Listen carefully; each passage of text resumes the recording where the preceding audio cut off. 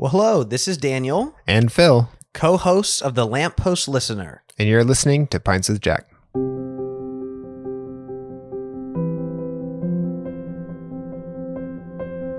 He made a strong resolution, defying in advance all changes of mood, that he would faithfully carry out the journey to Meldalorn if it could be done, out of the silent planet. This is Pints with Jack, Season 6, Episode 46. The C.S. Lewis Book Club, After Hours with Dan and Alex.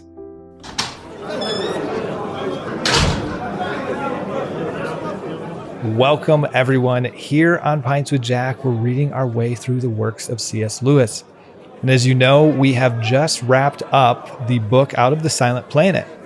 And we've been doing a bunch of after-hour episodes, Lewis's Bookshelf, Narnia Month, but you guys are going to get a chance to get a return to the book Out of the Silent Planet, because today I am joined by Dan and Alex.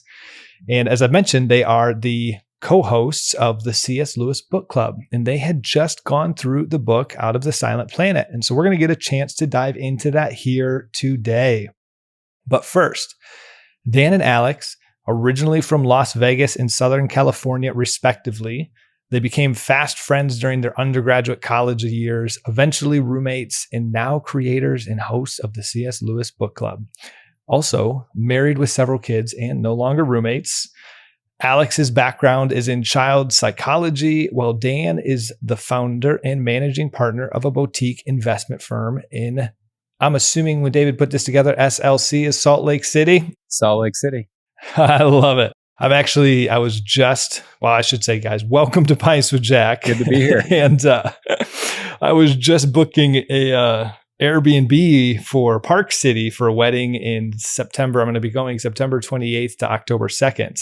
If you need a basement to crash in, mine's open. Maybe at a minimum, if we're able to grab a drink or something, that could be fun. Let's do it. I'm looking forward to going, and we can talk about, I actually work in the investment world. So I do Python programming for a hedge fund strategy with AI machine learning. So this is my life. Yes, let's do it. So we can have fun talking about Lewis and the markets. He'd appreciate that, maybe. Yes, this is great. I had no idea about this, actually. This is going to be fun. But anyways, gentlemen, I know I already said welcome to Pints with Jack, but I am genuinely excited to have you guys on because it's fun to be able to chat with not only other Lewis enthusiasts and individuals that just absolutely love him, but people that are using that and spreading it through a C.S. Lewis book club. I love that you guys have a podcast going, and I can't wait for us to be able to dive into your journey with that, your journey with Lewis, your experience, and then obviously Out of the Silent Planet. But before, we always start with an alcoholic. Well, it doesn't have to be an alcoholic beverage, but I have an alcoholic beverage. What are you two gentlemen drinking? I have had some trouble with my throat lately, so I'm drinking an herbal tea called Throat Coat. I love it. And hopefully it helps me. And full disclosure, I came straight from work to record the podcast, and so I'm drinking the Spindrift that Alex provided for me from his fridge. I actually have a Spindrift lemon for my side drink. I am a diehard Spindrift fan. Yeah, the lime flavor is delicious. Well, beautiful. Well, today we're going to be toasting Patreon supporter James Goen. And James, as we today dive back into Out of the Silent Planet, as I read in the introductory quotation, may you make a commitment every day on your spiritual journey to not allow your moods to sway your actions, but to continue taking every step in the direction towards our Lord and Savior on that journey, despite any distractions along the way. And so to you, James, we cheers. Cheers. Oh, this is good. I always just love having scotch. Pints with Jack has turned me into a scotch, just like nut. I mean, I just love drinking these things. Macallan 12, right? That is my usual go-to. This one I had to do because I wanted to switch it up with you gentlemen. Glen Kinchy 12. I actually have no idea what this is. Came in a pack of, it came in a tasting pack. So this is the first time. It's no Macallan 12, but it's still pretty good. So gentlemen, I'd love to hear from your guys' side. Tell us a little bit more about yourselves. Well, we're really excited about being invited by you guys to be interviewed. It is kind of funny listening through as much as we could get through of Pints with Jack, because we kind of just went at this thing. We were going to be doing a book club anyway. So we feel a little overwhelmed, a little out of our depth, as it were. I hope I can put that to rest, and that this is just going to be a fun conversation. You've had some really impressive people on the podcast, and people who know a whole lot more about C.S. Lewis than we do. And something that when we introduce the podcast is really important for us is to let people know we are your regular people who don't profess to have a PhD in his literature or anything else, but we found him to be such an inspiration for our journey towards Christ. And so that's kind of the guiding light for us. Mm-hmm. Well, you're in good company, because I'm the co-host that is the least scholarly and the one that's very similarly. I just fell in love with C.S. Lewis. I at best, I took a singular course in college on him. But he just had such a profound impact on my spiritual journey. And so I've always said similarly, I'm enthusiastic about him, but our listeners very well know I am by no stretch of the imagination a scholar on this stuff. And I try to play the role on the podcast as the person that asks the questions to the more knowledgeable individuals, David and Andrew, obviously. Yes, that there we go. That one is me. And so we're in the same camp there. And yeah, it's just really fun. Well, we think that this book specifically, Out of the Silent Planet's great, starting with the pedestrian, and we're all pedestrians here on this journey. So yes, looking into, I think, some of what Lewis valued as being people who enjoy rather than are contemplating all the time. And it's good. It's easy to enjoy. And maybe we're not so skilled at the contemplation, but that's okay. I love it. Well, actually, in piggybacking off that, what you guys just said, can you share a bit of your just first encounter with Lewis? Like, what did he play in your spiritual journey? What role has he had? Maybe what was the first book that you read that was just like, whoa, this really profoundly impacted me? We were homeschooled as children. And when you're homeschooled, cat's out of the bag. We had a VHS of I think it's a CBS Lion, the Witch, and the Wardrobe, the cartoon. And I think we had that and maybe Sound of Music. And so those were basically playing on a loop. And so growing up, it was just at least that book, that story was just the background of all of my mythological fairy tale childhood. So it actually took me a while to get into C.S. Lewis, because it almost didn't seem like something that I had to, introduce myself to. It already seemed, a fish in water sort of problem there. But then, I don't know how it was for you, but it was definitely through Narnia. And finding out there were more books and every one was better than the last. And, the Narnia book that you're reading is the most delicious, Yep. And how about yourself, Dan? What was your experience? Yeah. So I read some of the Narnia books as a kid. They were on the bookshelf. And when we had the reading time or whatever else, definitely made it through those. Also, you'd hear C.S. Lewis quoted at church and sermons and different things all the time.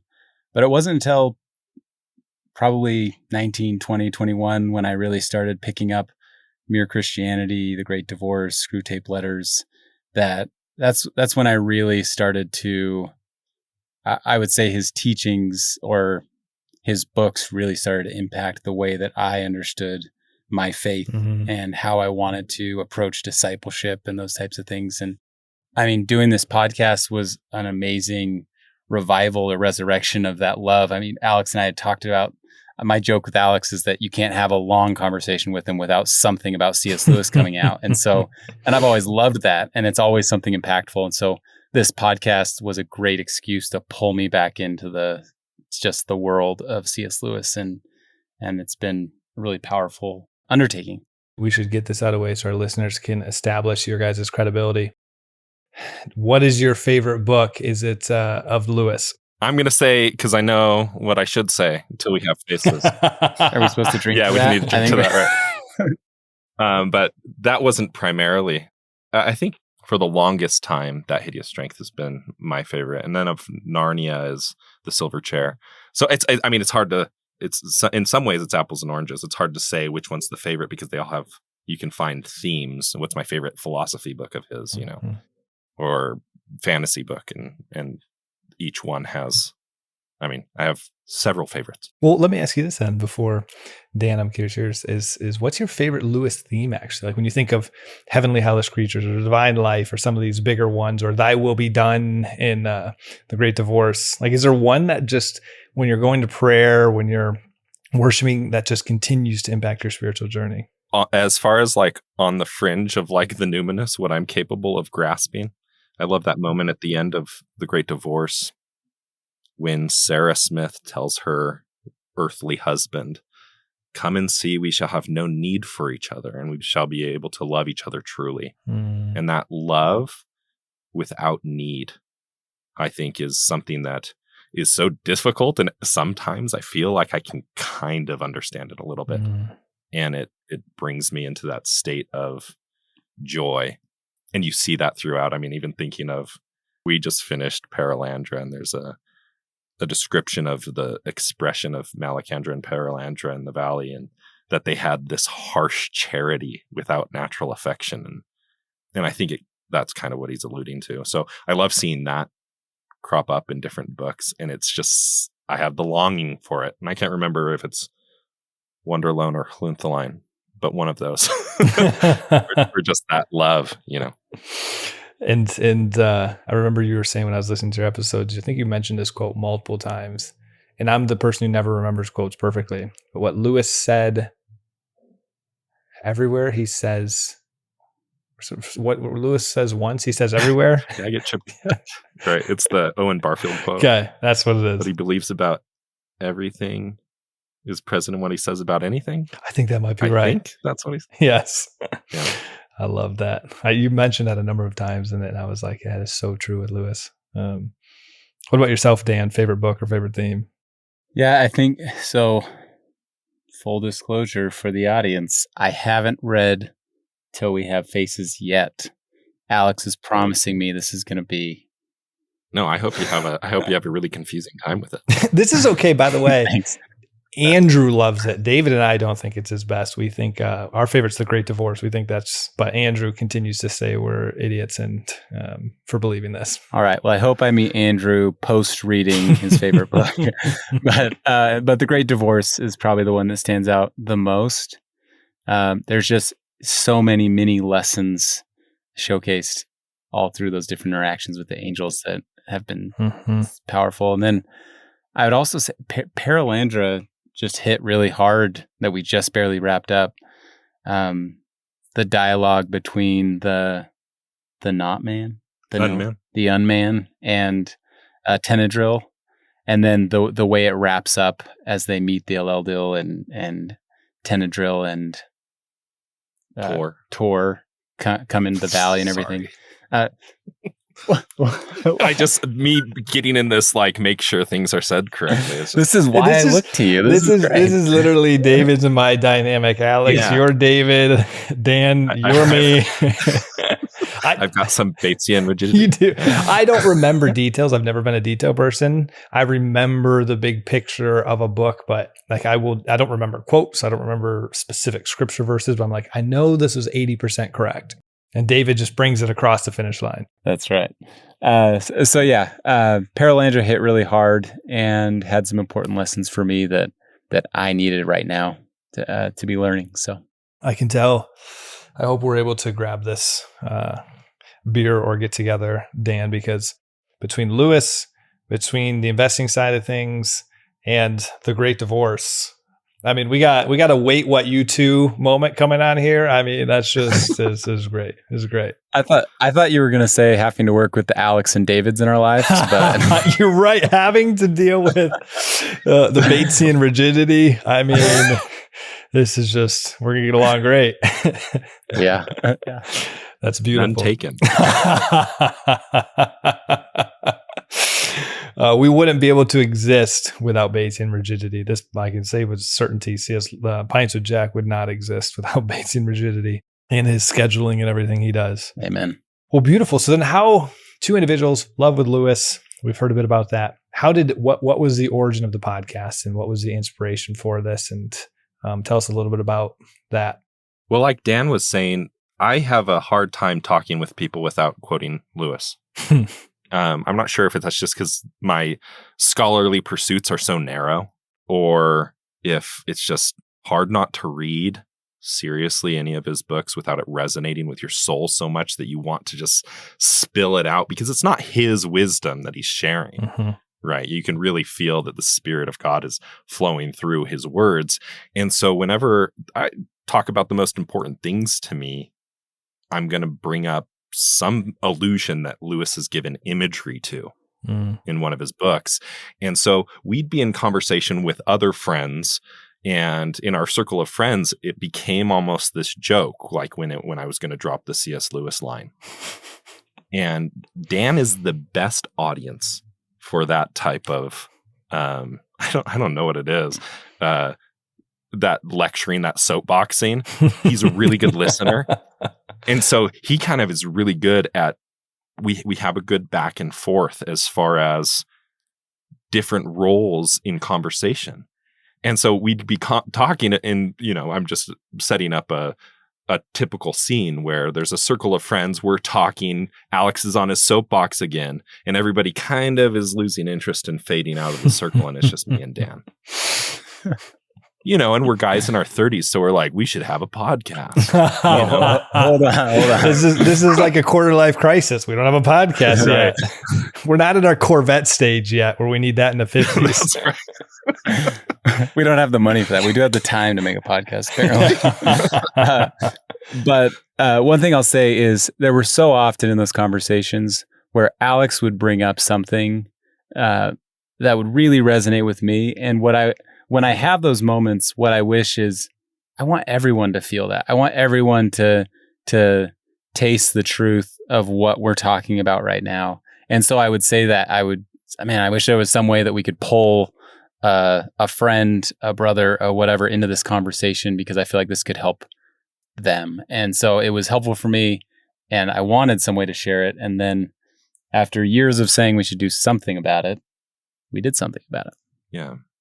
We finally decided that the world needed to hear what we had to say about what somebody else had to say about something that's true. What somebody else distilled from his 50 years of reading all of the greats. Yes, the translating the translation.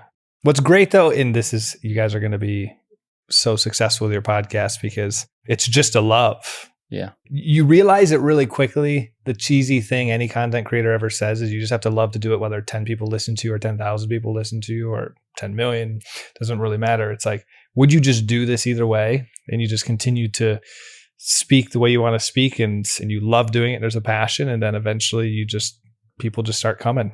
And so I love that. I think that was the threshold, was when we decided, would we do this if only our moms listened?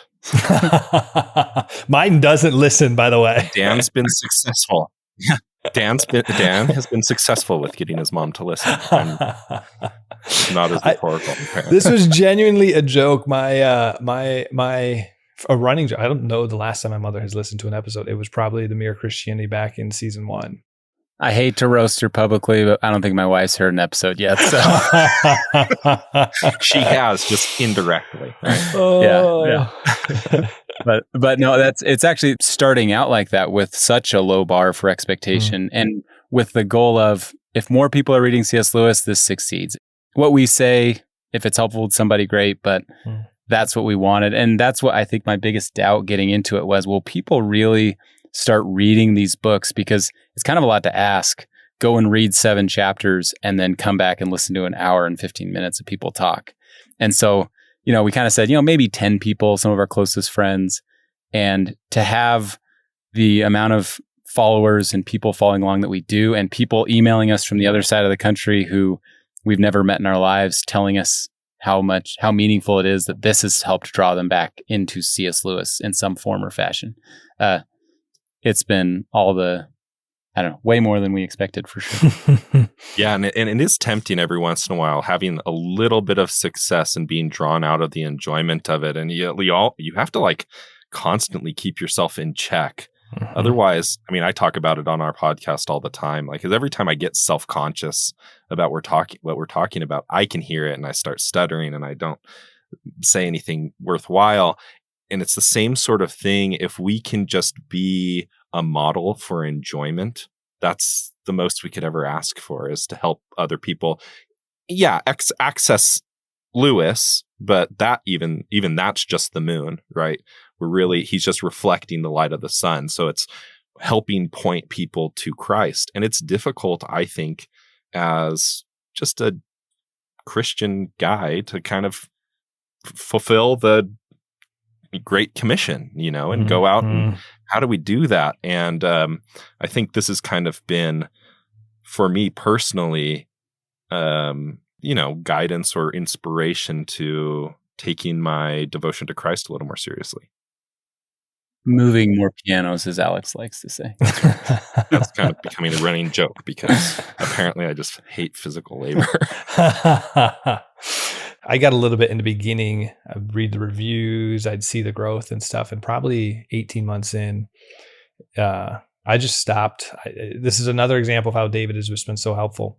He does all of the social media. I don't read anything. I don't even follow the subscriber growth anymore because it was getting a little bit to me. And if someone gives you negative feedback, I just wanted just to be pure talking. I have no idea if people enjoy my commentary or they don't. And I would rather not, because then I can just continue to be myself. Maybe once a year, David will send me an update of the growth and stuff. And it's fun to see that. But my personality just couldn't handle it. It was just becoming a little bit too much. And that's where David's just a gift. He can put himself in that battle better than I can. Carrie, your wife, gets the credit for running our social media stuff. Yeah. So I try to stay away from that too. So we don't even have a David. That's he is a gift. Well, then tell us a little bit about, so people got a little sense of it. So the structure, what you guys do, you alluded to 7 chapters, doing about an hour and 15 minutes, just the format of the podcast and what you guys have covered so far and what you guys are looking to do. Yeah, we're kind of just shooting from the hip a little bit. It's funny because we started recording almost before we even knew the C.S. Lewis environment of podcasting, and it's a well-trodden road. And so it's like, I mean, even getting the invitation from you and how organized, obviously, David is, and we're getting a little taste of that, even more than just listening to your podcast. But it is very organized. So we don't, you look back retrospectively, like, should we have prepped a little more? I mean, we don't have like this buffer. You even talking about this episode coming out months from now. Our buffer is, we got to record this week because we need, supposedly it's important to put an episode out every week. So we don't really have a buffer, and we're going at a pretty fast clip. A lot of the listeners have been like, slow down. I guess the idea is a chapter a day. And so we kind of cover roughly 7 chapters every episode that airs every week. But if it seems like we have some educated format behind it, I think it's just this sounds organized enough.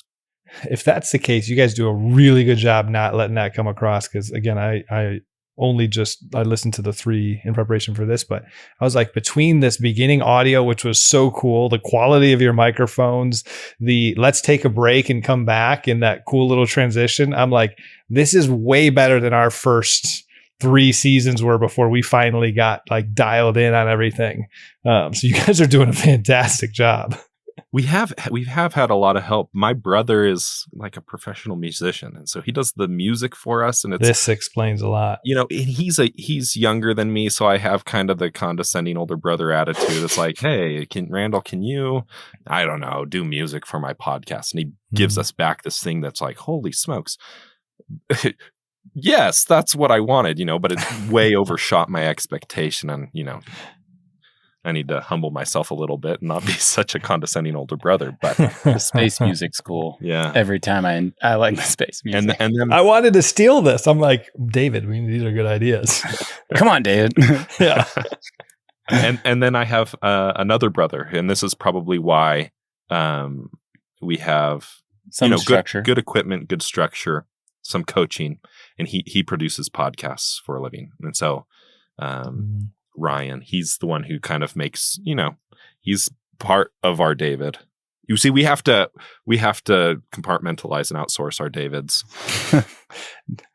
and take out a lot of our ums and knows, and what's another one that we say a lot? Right. Right.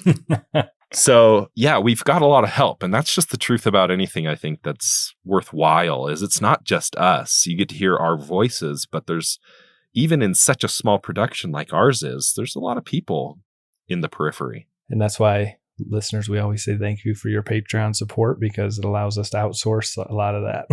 Because it really does take a lot of work to at least to make it sound really high quality. Like, you can turn some microphones on and have a lower quality one.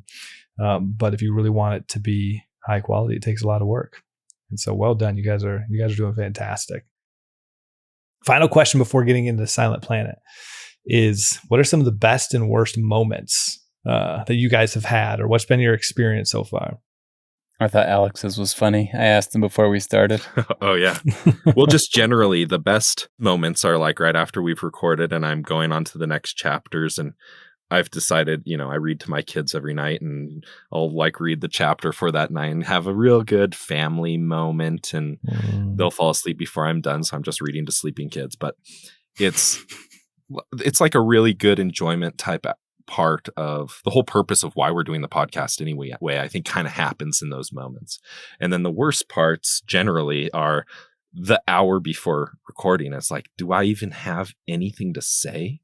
And just the self-consciousness, the moment where in Paralandra where Ransom feels crowded by the silence, and that sort of self-consciousness of, I don't know, being put on display just is very uncomfortable. And that's why, Dan coming over and us talking together, he's very good at getting me out of that. We do Wim Hof breathing techniques before every episode. I knew we were going to get along. I know these Wim Hof breathing techniques. And I would say some of my favorite parts usually happen during the recording the episode, because Alex will get very passionate, and we're not on video usually. And so he's using his hands, and I don't know. I would just say that I feel the spirit as we talk about some of these important things, and I walk away inspired and uplifted and committed to do better. So I just love actually being in the conversation. That's been the best part for me. I want to hear your worst part. Batesian rigidity. No.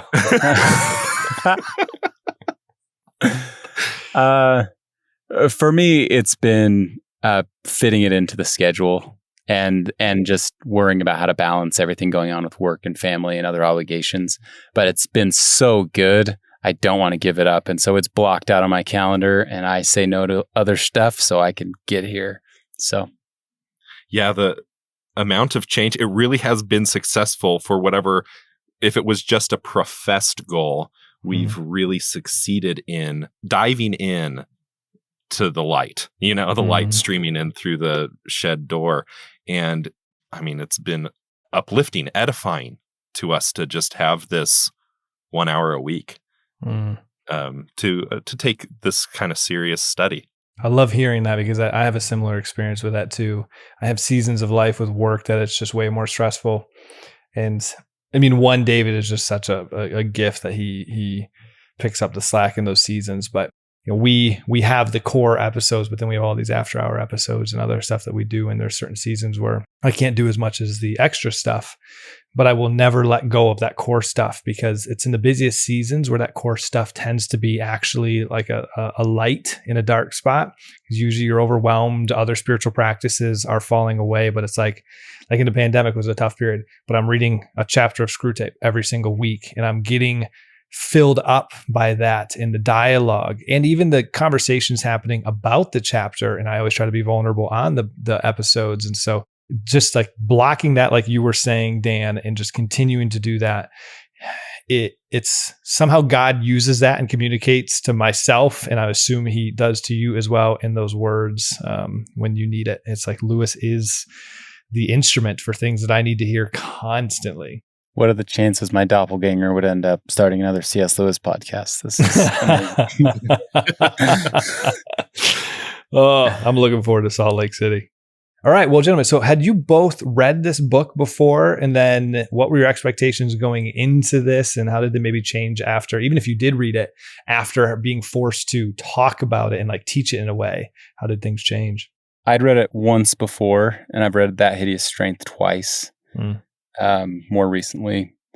But I hadn't remembered, probably 10 years ago. And so I wasn't totally clear on the storyline for Out of the Silent Planet and Paralandra.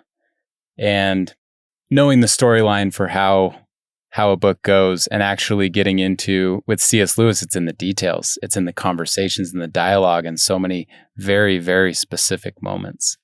And so, yeah, I don't know what changed, just reaffirmed how much I enjoy these books. Yeah, I've read it once before this year, and then every year before that too. I'm just no. I'm kind of like, I have to be somewhere in one of the books in either Narnia or the Ransom trilogy. Wow. It just feels. I'm actually dyslexic, and so it's not. I mean, a weird flex, bro, but like, so Audible's been, a godsend, but it's so hard for me to get into reading typically because it's kind of drudgery. And I never experienced that with Lewis. Wow. So it's so, I don't know if it's just the uplifting quality of it, but no matter how many times I've read the books, every time I go back, I'm entertained. It's like going back to watch the whatever season of The Office again and again, how many times people will watch that show. And, and it's like, no, I get it. Because that's how Lewis is with me. I never tire of it. But it's interesting because, you have phases of study of Lewis and how the books hit differently. When was the first time I read Out of the Silent Planet after having read Planet Narnia, the Michael Ward book, Yep. and him giving such this different perspective, and then it coming out in every page of the book and almost feeling like a new book. And even this time, and I hesitate to equate it to scripture, but it's like scripture in which you can read a verse that you've maybe even memorized from childhood, and you see it in a different light, and it has the power to like change your whole perspective of not only discipleship, but how you interact with everybody in your world. And you can kind of get that aspect of truth from the way that these books are so relatable and how easily they populate your mind with images and make it applicable to, just the mundane day-to-day type life. In preparation, did you guys read any of the scholarly work surrounding the book? I know I'd heard Christiana Hale in your 3 episodes. You referenced that one. Did you read any other ones in preparation, or? I have David C. Downing's Planets in Peril. Yep. I like his books kind of work is almost like a skimming reference. I really appreciate the way he writes, but I hadn't like done a deep dive into it. Christiana Hale writes really well for like, it's very consumable. And so that was a fun new resource that I read before this time through Out of the Silent Planet. No resources here. Yeah, I am the everyman, and so I love reading and just enjoy these books. So I like to come at it with just more, hey, this is like a raw take on, I'm just reading through the books and giving you some. Which I'm glad for, because I almost feel like I'm over prepared. When Lewis is talking to Ransom at the beginning of Paralandra, and Ransom says he doesn't know what he's expected to do, and there's some trials or some tasks that require that you don't know what you're going to do. And I almost have eliminated that ability from myself in talking about these books, but Dan's coming at it a little more fresh. And that's why listening to him, it's like, he'll bring out something from this book that I almost have memorized. And it's like, I've never noticed that before. And I'm always just surprised about, obviously, Lewis's ability to hide those special meanings, but also, that's why I love doing this podcast with Dan, is because he's got a mind that's just different enough from me that it's just easy to admire the way that he, accesses truth. I hope David talks to you as nice as my Alex talks to me. In the beginning, we joked about this. David will appreciate this as he's listening back to this. Words of affirmation aren't David's strongest suit. We've joked about this on the podcast, but I never needed them because I always knew David's the type where if he didn't like me or whatever I brought to it, he wouldn't have me come back every single week in the beginning. And so just continuing to him want me to be a co-host the first season or two, I was like, all right, this is enough. I don't need any more affirmation from this. Because David's not the type where he would just put up with that if he didn't like it. And that took me some time, actually. It is fun because different co-host dynamics is what makes a show really strong. And it sounds like you guys have actually very similar ones to David and myself. And when I finally came in the beginning, I had that pressure, Alex, actually, of trying to make sure I was coming in massively prepared. And I still come in prepared, but I prepare in a very different way now. Knowing that David has the structure of the chapter down packed, I don't need to worry about that. It allows me to read a chapter in preparation in a sense of what do I think are profound spiritual insights, at least from my perspective? And can I tease those out?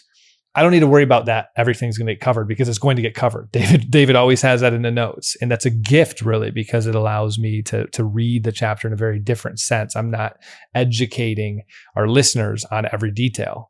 I just want to really call to attention what I think are some profound Lewisian insights in a chapter. And I love that. Yeah. And I've noticed as I've over prepared, I miss out on, because Dan is such a good listener that he'll let me ramble incessantly. And if I don't display that personal discipline, I'll miss out on what he has to say. I'll never not say the thing that I'm thinking unless I intentionally put the brakes on. It's been good for me to learn that humility and discipline.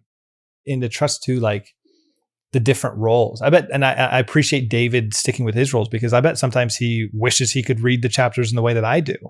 And I'm really grateful that he takes on the role that he does because then it allows me to do my role. And then hopefully he can trust that I'll take that one. And it's just it's what makes the partnerships, the relationships work quite well. So I love hearing this. I can't wait to listen to more of your guys' stuff. Well, let's turn our attention to some of the themes. And I put in here a bunch of ones that stuck out to me, but let's hold off on some of those. I want to just hear from you guys first.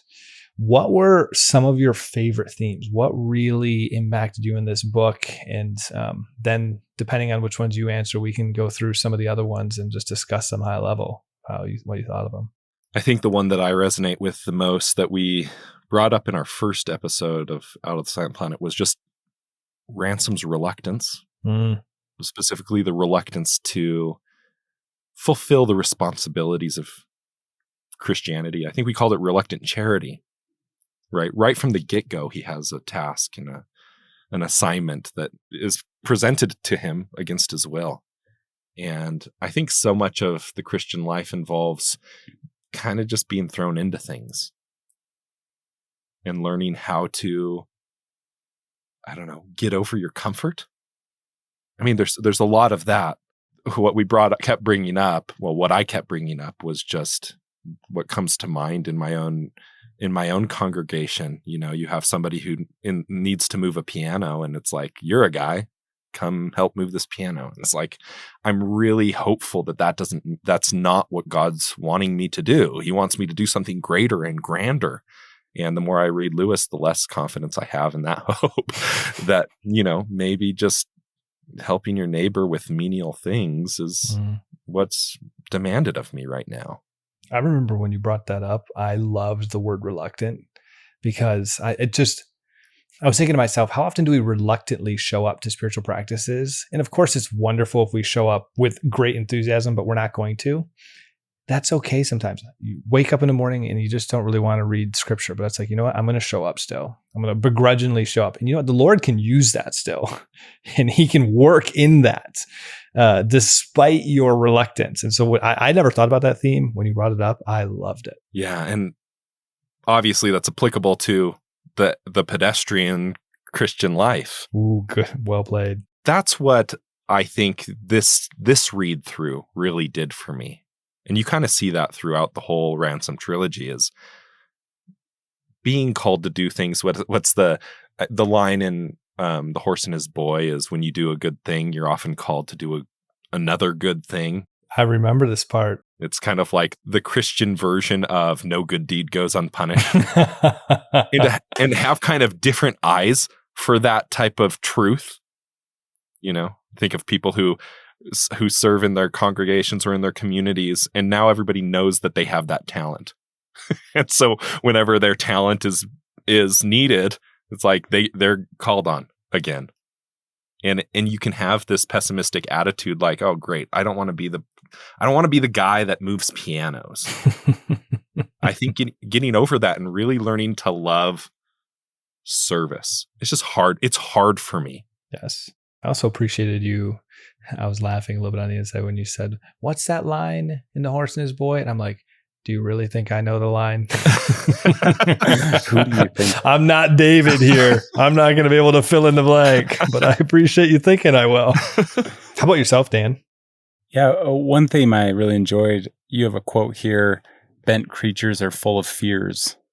And this was something I think we hit on in our first episode for Out of the Silent Planet, was Ransom several times throughout the journey makes concessions towards the truth because of his fear, or because he was hungry, or because he had these bodily appetites or fears or things that us bent creatures suffer with. And so he went along with the narrative or story, even though he had enough facts and he had enough truth that there was a right decision that he didn't make. And that was instructive for me, just owning the truth we do have, owning the facts as we are experiencing them, and not relegating ourselves to a life led by fear, because that's going to lead us away from the truth versus keeping us in the light.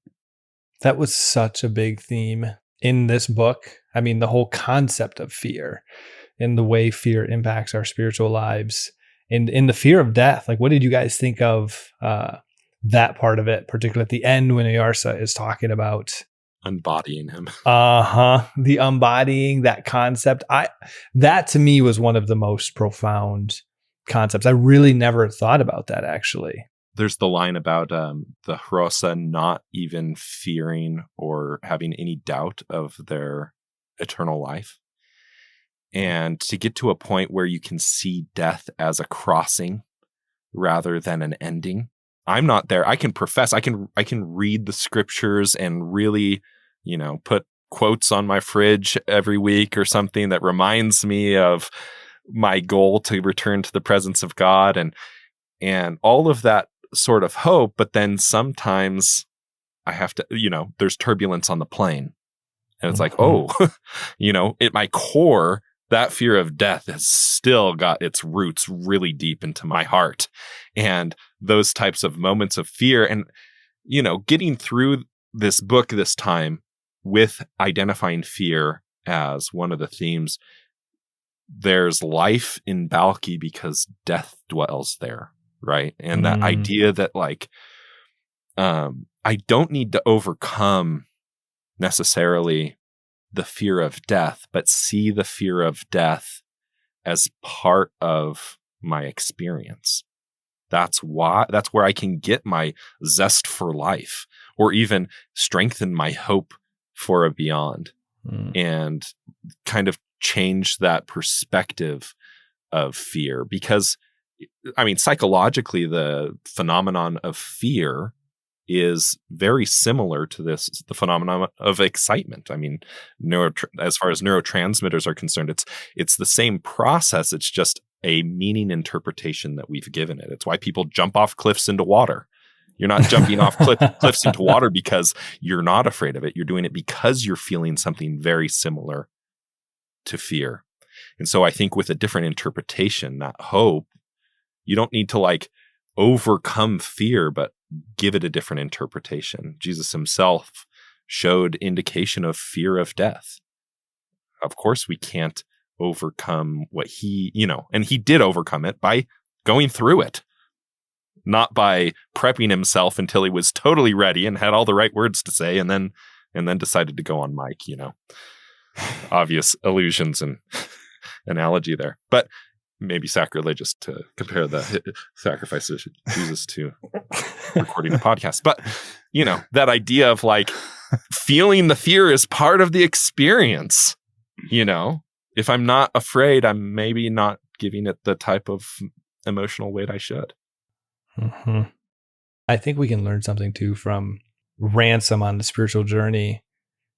And it kind of connects to the quote that I had pulled from the very beginning of how he made a strong resolution, defying in advance the changes of mood, that he would faithfully carry out the journey to Maldorn if it could be done.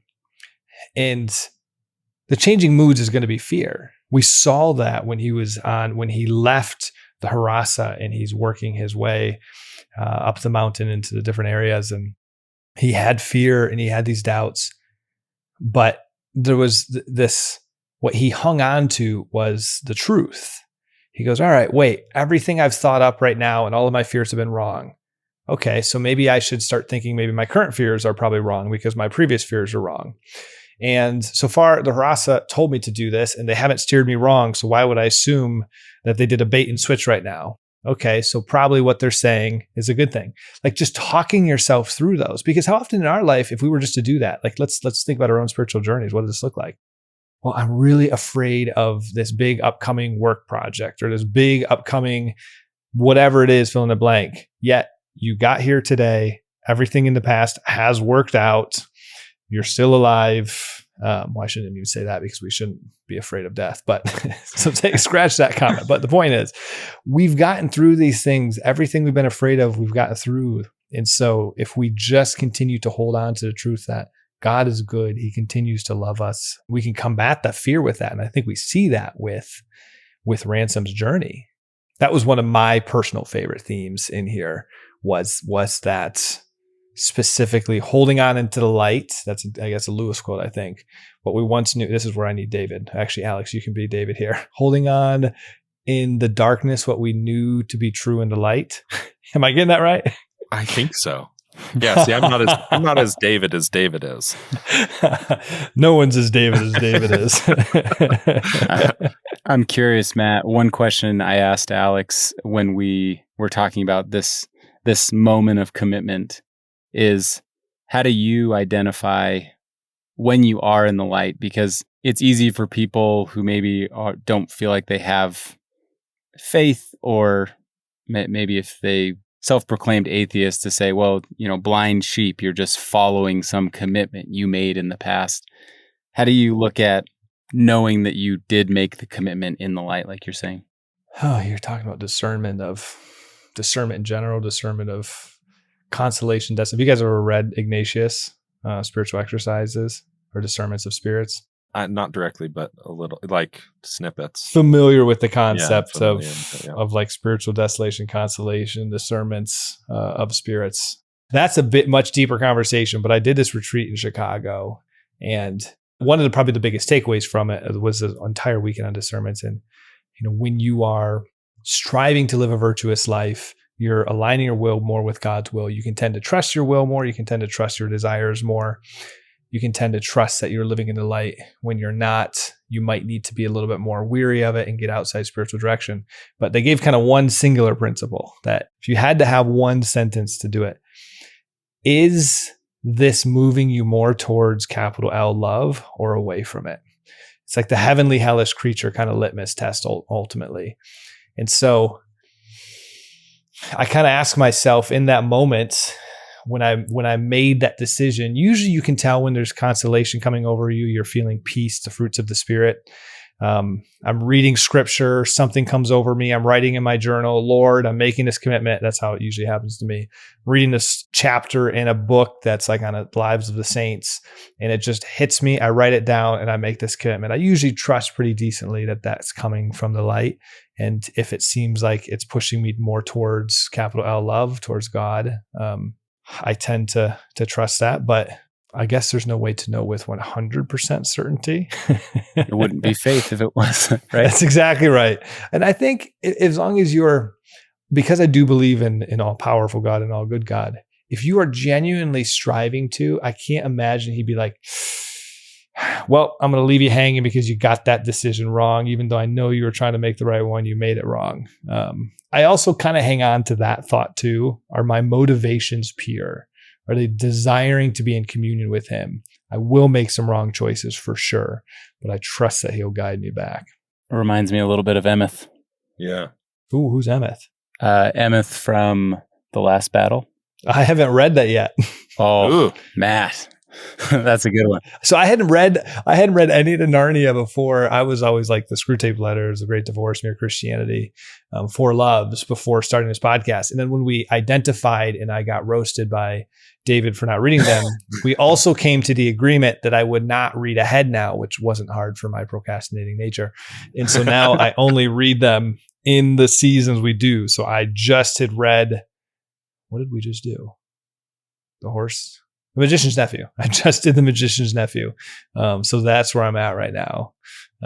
So I've not read The Last Battle. You're in for a treat. Yep, no spoiling. But yeah, no spoiler alerts, guys. What you were saying reminded me of just something that from Lewis's life. His conversion happened when he was determined to follow his conscience and to be so honest with himself. That's one of the superpowers that he has. That doesn't seem like it should be a superpower, to really be totally honest with yourself. And, you have the moments where Ransom's like, he thinks something and then he's like, yeah, but he knew really that in his heart of hearts. And maybe Lewis writes that as if we're all expert like he is in following his conscience so strictly that's where, understanding that reason is a divine gift.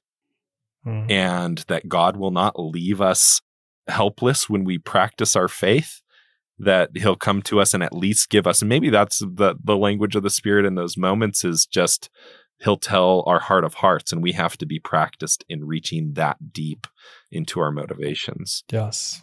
So that's where it's like, you can have somebody who, if you've read several biographies of Lewis, you're like, oh, he was just kind of a regular guy, a genius academically. But his friends thought he was kind of quirky, and he has an interesting checkered past, but he was totally honest. And I've noticed that, at least I think I've noticed that in my own life.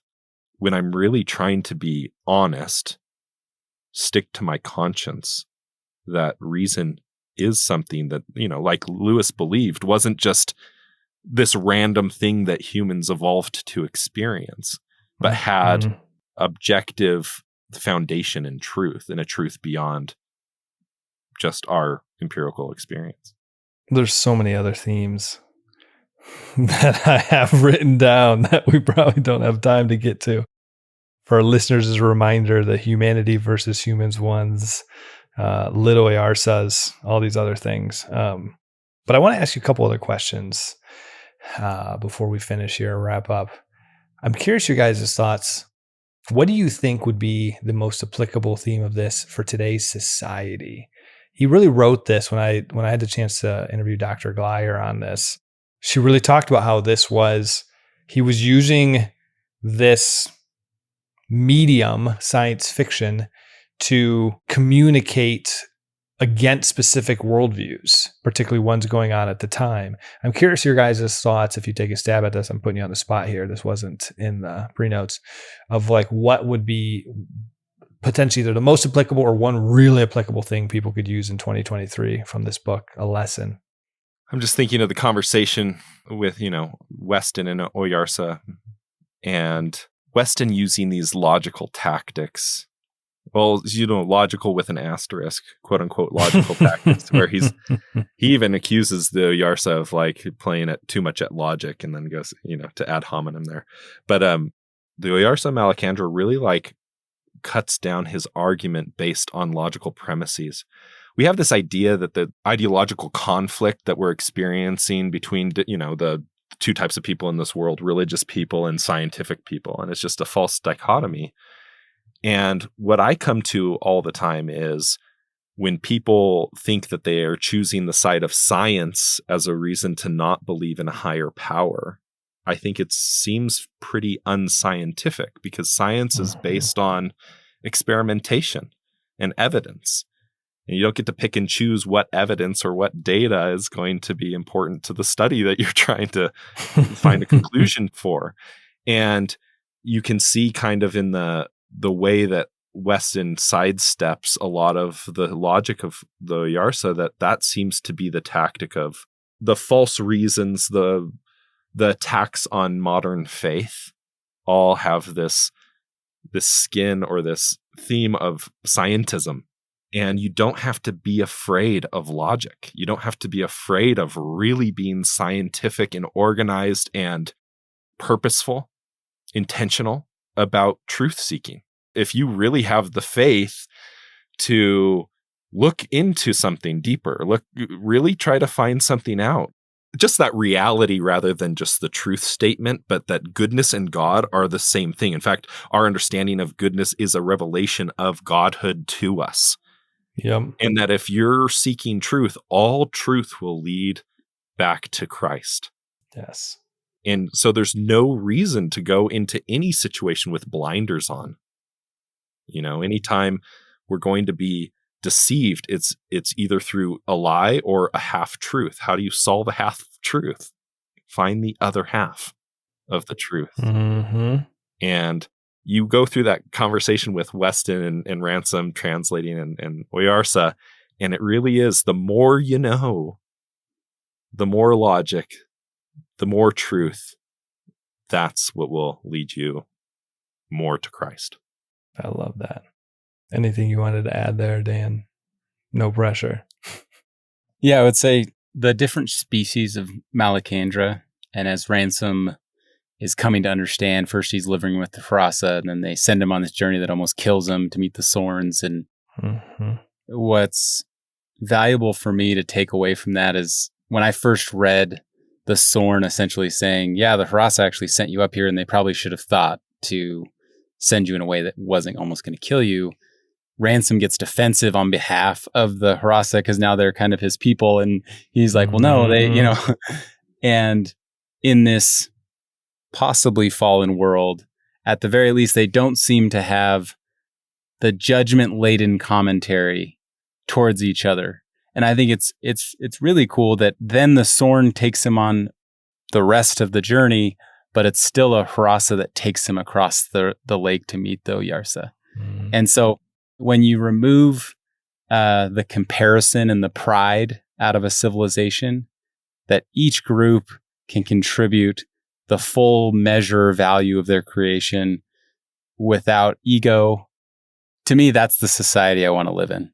And pride as the cardinal sin, and the sin that I think every single one of us has an intimate knowledge of what it takes to grapple with that. Lewis has done such a good job demonstrating what a society could be if we can just continue to uproot that from our hearts. That's well said. I forgot about this question, so I'm going to ask this. Each of you guys, fallen or non-fallen? And in fallen, it that means anything from slightly fallen to fully fallen. So you can just, if you have any of those, just call it fallen. Fallen asterisk, because I don't think that the Oyarsa of Malacandra protected his now from being corrupted in their thoughts, from learning about death but not having the courage to endure it. So obviously the landscape is fallen, that the Dark Archon, our Oyarsa, destroyed it or tried to, and then was intervened with. They have to deal with the Hanakra. There are elements that we would say are elements of the fall, but I think that they were protected in their hearts from having to experience, I think, the fall of the ego. I don't know. Did you guys listen to the retrospective episode? I did. I was trying to remember what, David did such a good job. I can't even remember it being there being any real contention there. Did you guys remember what my position was? I'm scared to say I don't right now. Did you say unfallen? I'll leave it unsaid. You guys are the guests. The listeners know my stance.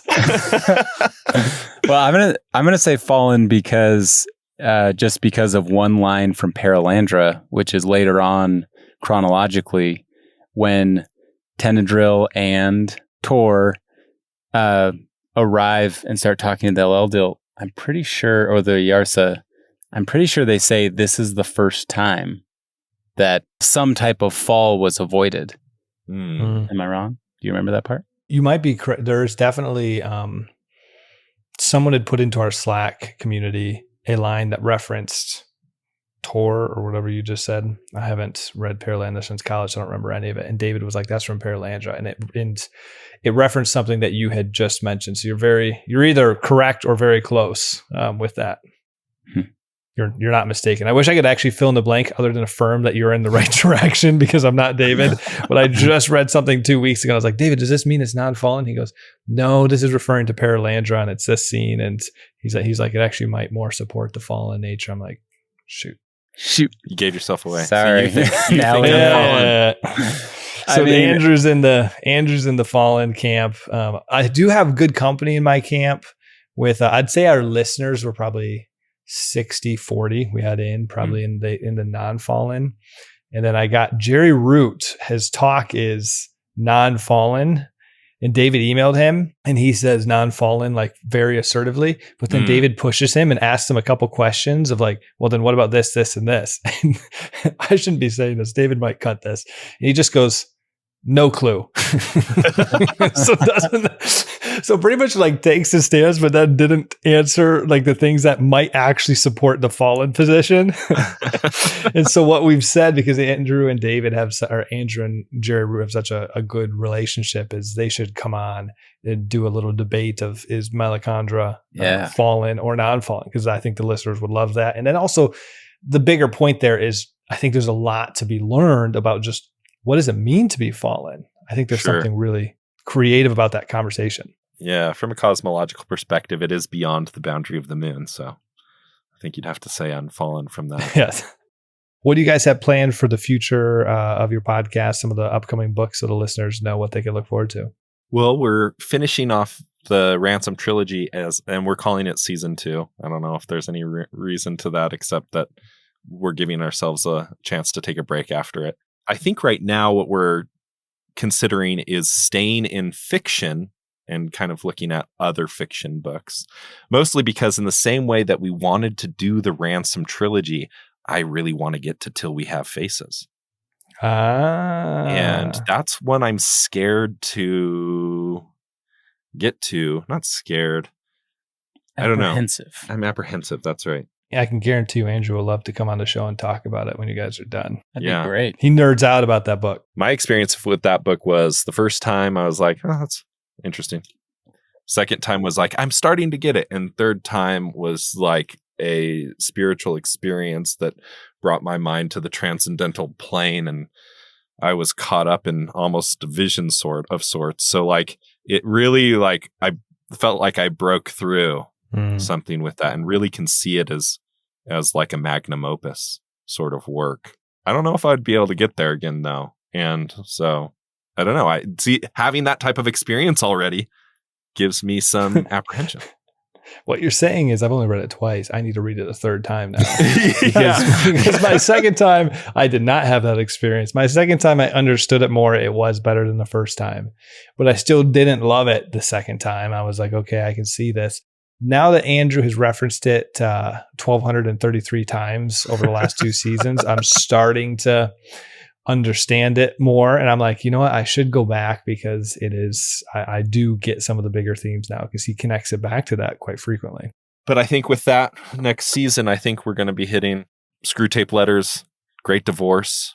I think we'll stick with that sort of fiction, even Pilgrim's Regress, which I really enjoyed because, you know, it's so organized. But I know that even Lewis didn't like it that much. I haven't read it. I think it's better than it gets credit for. I think it's definitely worth a read. Where else could listeners find anything about you? Obviously, they can go to the podcast app and search for the C.S. Lewis Book Club. Are there social media handles, any websites, anything else they can check out? We do have a website. It's mountainair.media, which is mtnair.media. And basically, it's just the C.S. Lewis Book Club right now. And we have, I guess, potentiality of more podcasts, but my heart only has room for this one podcast. I still think I own the domains for them. Once we did Pints with Jack, I had this grand vision until I realized what it takes to run a singular one. I bought Pints with Jesus, Pints with Chesterton, Pints with Augustine, Scotch with the Saints. I don't know, I bought a whole bunch of domains. And thankfully, the Pints with Chesterton came into handy because David's wife now does the Pints with Chesterton podcast. Awesome. And so I ported the domain over to her. But I was just like, because they're $10 a year, I was like, and I was like, there could be this grand, like the Pints podcast, and then under could be all these separate ones and people doing them. And then you realize what it takes to do one singular one. And so I think I'm going to let those run off here soon. I'm in for Pints with Jesus. Yeah, Pints with Jesus. Do you guys want any of them before they go? You just show me where to show up. I'm there. Let me know. So as far as podcasts, the C.S. Lewis Book Club, it's just available wherever you get your podcasts.